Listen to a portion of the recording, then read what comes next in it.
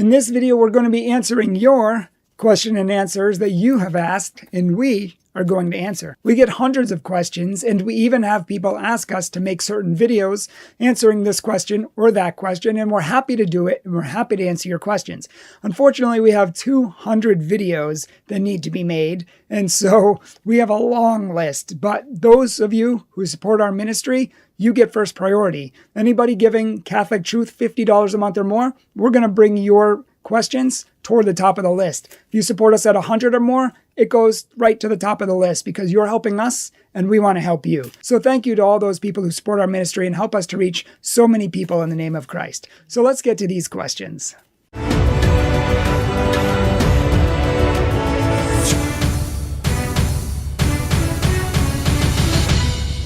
My name is Bryan Mercier, and if you haven't been here before, I'm the president and founder of Catholic Truth, an organization dedicated to setting Catholics on fire and helping them to know, love, and live their Catholic faith.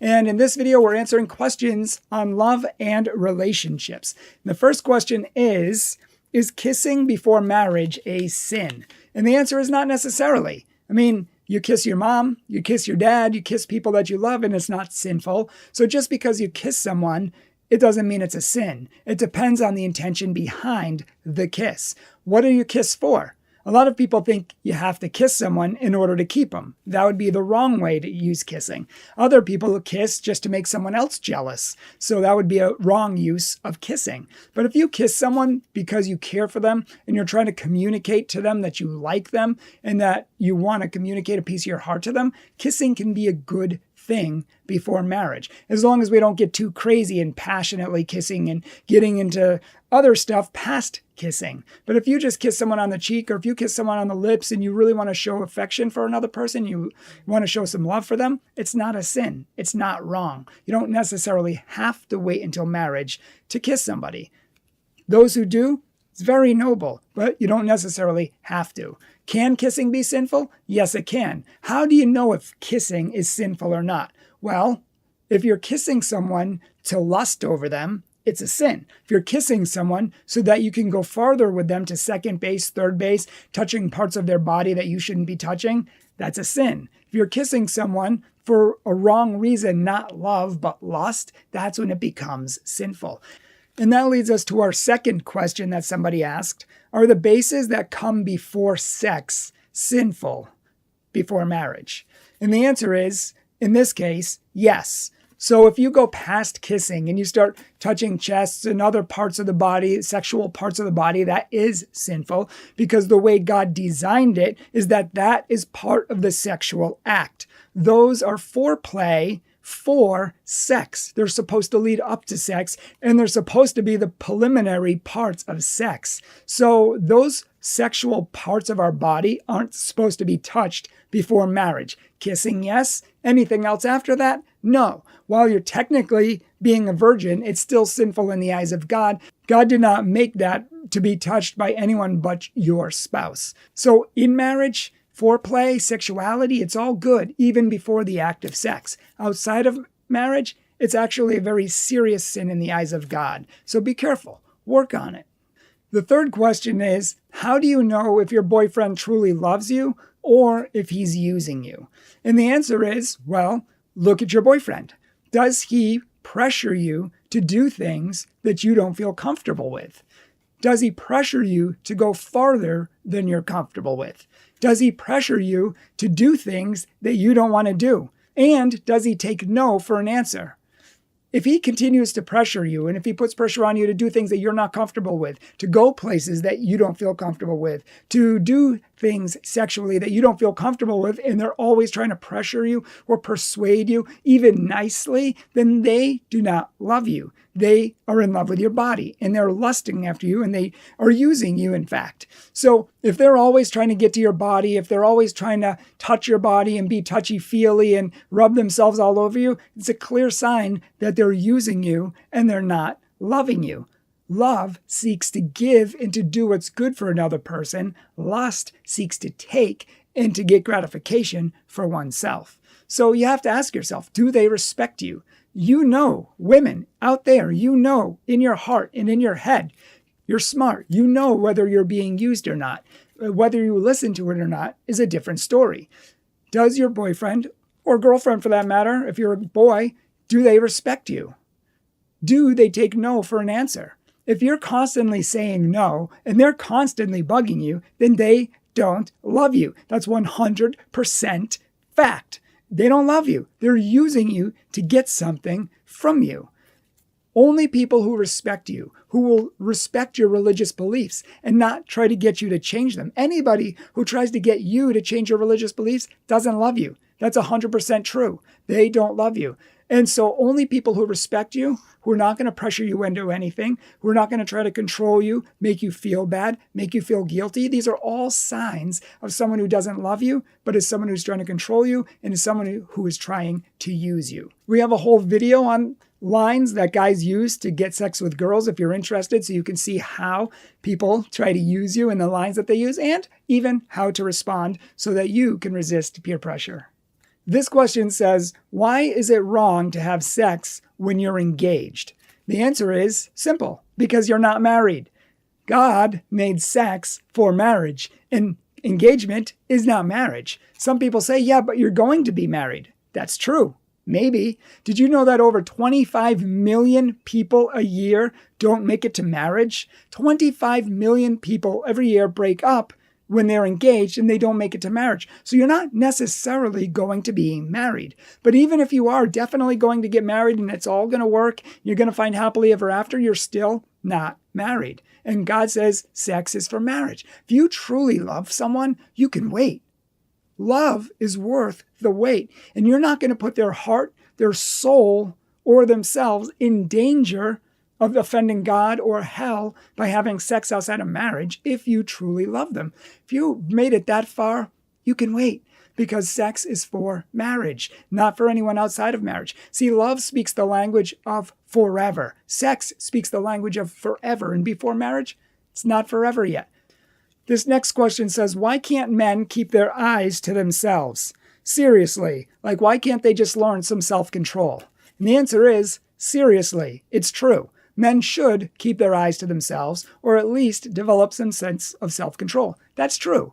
I mean, it's not a woman's fault that a man lusts over her. Sure, she may be wearing skimpy clothing. She may not be dressing appropriately. She may want respect and then dress in a way that says, oh, don't respect me, but then try to get respect anyways. Of course, that might all be true. It's still up to a guy to develop self-control and learn how to see a woman properly, with love, with purity, and not in a lustful way. That's difficult. That's really difficult. And if I really asked you not to look at my hand, don't look at my hand at all for the rest of the video, and really try not to focus on it. Don't even think about it. Not even for a second. Are you thinking about it? Stop thinking about it. I mean, this is what guys have to go through. Don't look at my hand. Look at me. We have to understand that guys are visual. God made us visual, and God made us to see things first. So when we look at a woman, we're going to notice her body. We're going to notice her beauty, her hair, her smile, something about her, because we are generally attracted to beauty. Now, that's not to say that women aren't, but it's in a different way. Men are primarily visual. We see first, and then we see the whole person, who she really is, after. That's just the way we're made.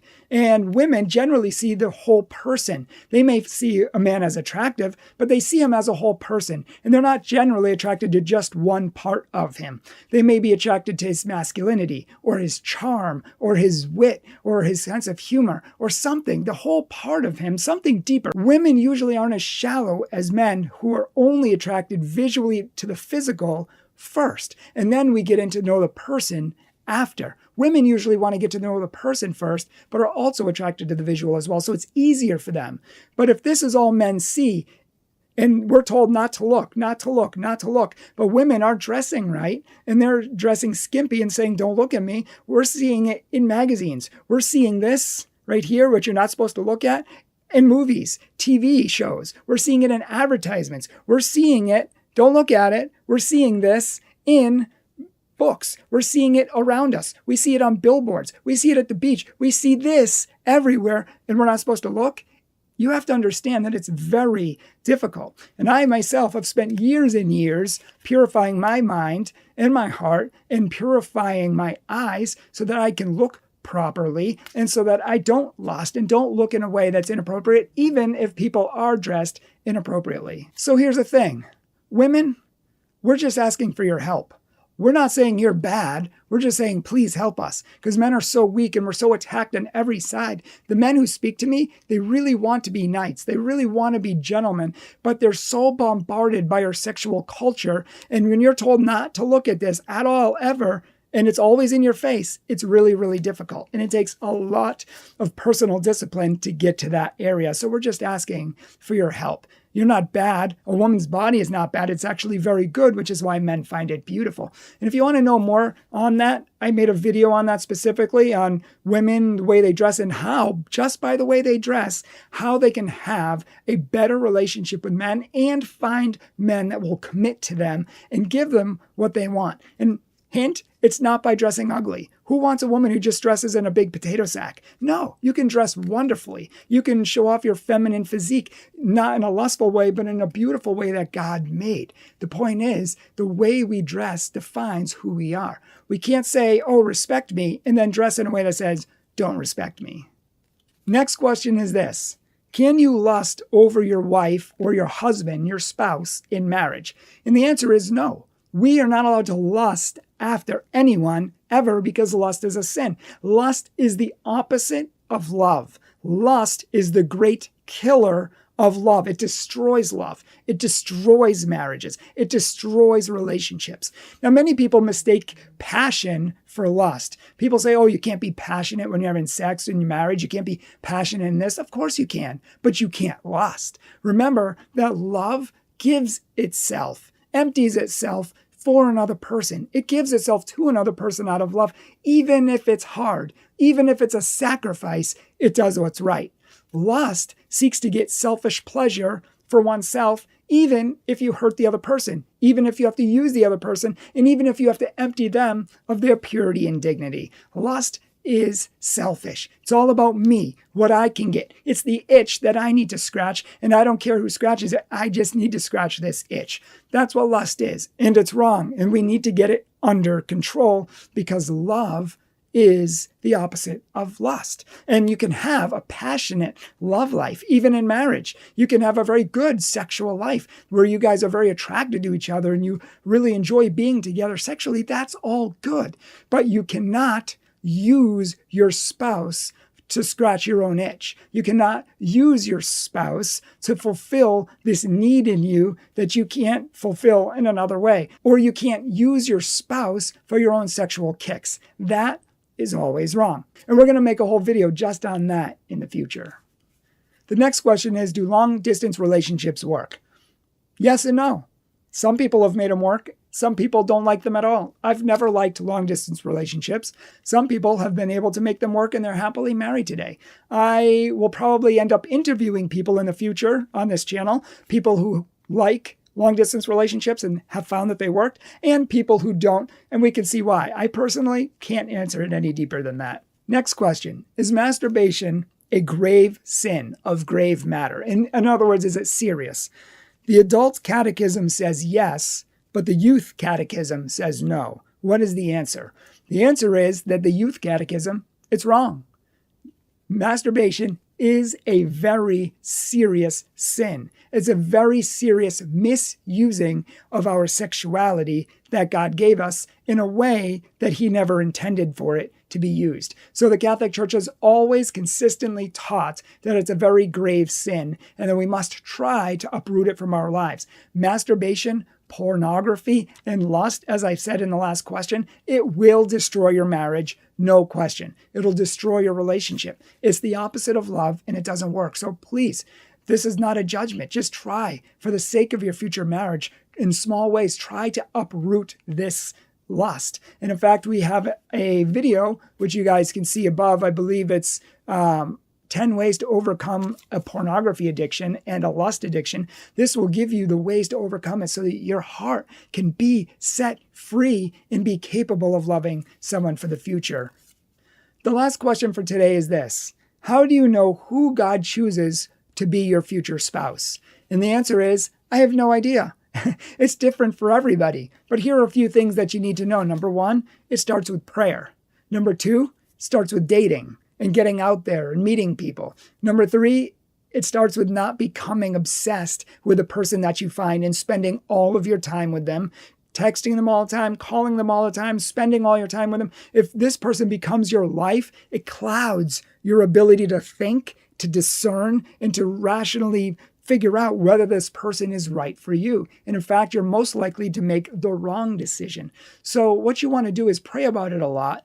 You want to find someone. Should never date somebody that you wouldn't consider marrying. I mean, they have to be a good, outstanding person, someone of good marriage material, possible marriage material. And three, you want to take your time in the relationship, taking it slow at first and picking it up in steam over time, getting faster and faster over time, praying about it the whole time, asking advice from your family and friends, people who you trust, not friends who are like, oh yeah, do this or that, and they have no idea what they're talking about. Really trusted people that you can turn to, that really have a great knowledge in this aspect. Maybe even turn to a priest or a spiritual advisor to ask for help. But we want to discern and not just pray about it. We actually want to date someone and discern it, see how it goes. Is this person the one who's right for me? Could I see them kissing my children to bed at night? Could I see this person being hardworking, putting me first, having the ability to communicate? Or do I see this person who has anger issues? This person has a temper. He has an alcohol problem. He lies. I mean, do you see problems? God's not going to give you someone that's just a mess, who's just full of these destructive traits that are going to destroy a marriage in the future. No, we want to pick someone and choose someone who's good for us and continually bring that person to God in prayer, thinking, praying, listening to see if that person is right for us. I'll make a whole video on that in the future, and I'll even ask some married couples and some priests and nuns who I can interview as well and see if they can give you some good advice, because that is a great question. And that's all for today. We have a lot more questions to answer in the future. Again, check out our other question and answers. We have hard question and answers, good Catholic question and answers. I mean, we have question and answers on all sorts of things that you have asked, and many teens and young people have asked, and we're happy to answer. And please consider supporting our ministry so we can make many, many more videos like this, so we can get our books out there, our podcasts out there, so we can reach millions of people for Christ. Again, if you can support $50 or more, we're going to push your questions toward the top of the list. And if you support $100 or more and you want us to make a video, we'll make you a video almost right away. We will answer your questions and prioritize your questions at the top of the list because you're helping us and we want to help you and build up your faith as well. So please consider supporting our ministry, even if you only can give $15 a month. You're helping us to reach others. Please like this video. Please share this video and please subscribe to our channel if you haven't so you can get many more videos when they come out. God bless you. Hi everyone, my name is Kate. I'm the video editor here at Catholic Truth, and I just wanted to say on behalf of all of us, thank you so much for taking some time to watch our videos and learn more about your faith.